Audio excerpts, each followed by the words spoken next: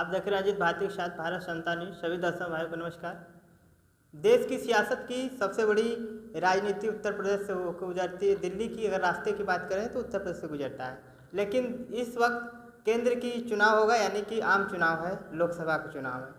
सबसे बड़ी सियासत उत्तर प्रदेश में इसलिए है क्योंकि बहुजन समाज पार्टी तीसरी सबसे बड़ी पार्टी है, प्रदेश की राष्ट्रीय पार्टी है और वो उत्तर प्रदेश से ही आती है।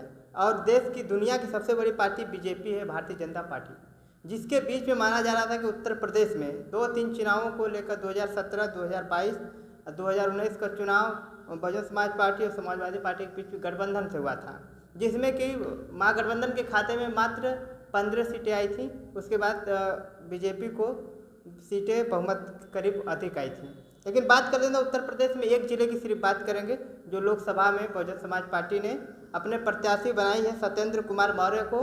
जो बात कर लें कि इस सियासत की अगर बात करें चंदौली जिले में, इससे भी पहले मौर्य समाज के सांसद रह चुके हैं। लेकिन बात करते हैं कि यहाँ पर मौर्य समाज के वोट कितने हैं। 2,40,000 इनके मतदाता यहाँ पर हैं।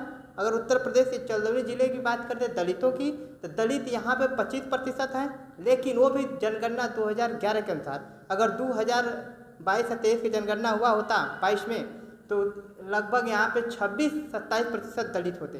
लेकिन उत्तर प्रदेश में 3 प्रत्याशी और हैं जो बीजेपी की तीसरी बार बीजेपी ने भरोसा जताया है डॉक्टर महेंद्र पांडे पे, जो तीसरी बार लोकसभा में अपनी किस्मत को आजमाएंगे।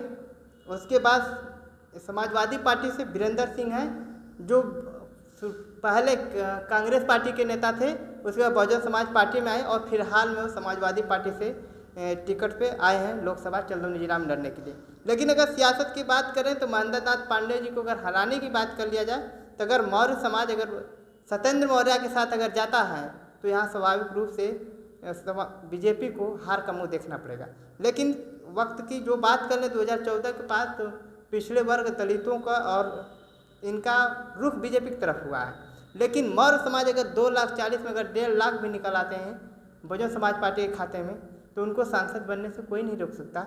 समाजवादी पार्टी की बात करें तो सामान्य वर्ग जितने भी वोटर हैं फिलहाल में वो बीजेपी की तरफ हैं। ये लोगों को लगता होगा बहुजन समाज पार्टी के पक्ष में मैं न्यूज लगा रहा हूँ। लेकिन बात करें जो बहुजन समाज पार्टी जहाँ पे ब्राह्मण कैंडिडेट उतारी है, वहाँ पे भी बहुजन समाज पार्टी को कोई खास फायदा नहीं होगा। बस एक ये चीज़ें होती है कि बहुजन समाज पार्टी ब्राह्मण कैंडिडेट इसलिए उतारती है कि जो उत्तर प्रदेश पूरे भारत में ध्रुवीकरण को रोका जाए। समाजवादी पार्टी को माना जा रहा था कि चंदौली जिला पिछड़े वर्ग के खाते में समाजवादी पार्टी अधिकतर कैंडिडेट उतारती थी, लेकिन इस बार समाजवादी की तरफ से सवर्ण वर्ग प्रत्याशी उतारे गए हैं वीरेंद्र सिंह, जो बहुत खास लड़ाई उत्तर प्रदेश या चंदौली जिला के लोकसभा में दिखाई नहीं दे रही है।